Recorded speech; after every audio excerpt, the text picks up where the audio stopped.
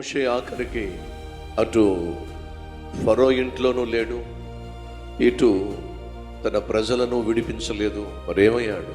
తను తొందరపడి చేసినటువంటి నరహత్య వల్ల ఫరో చంపేస్తాడు అనే భయంతో దేశాన్ని బహిష్కరించి దూరంగా పారిపోయాడు. ఎక్కడికి పారిపోయాడు? ఎక్కడికి వెళ్ళాడు? ఎవరితో ఉన్నాడు? ఎంతకాలం ఉన్నాడు? ఏ పని చేసి బ్రతికాడు? ఎలా బ్రతికాడు? ఈ ప్రశ్నలన్నిటికీ జవాబు వచ్చే ఆదివారం.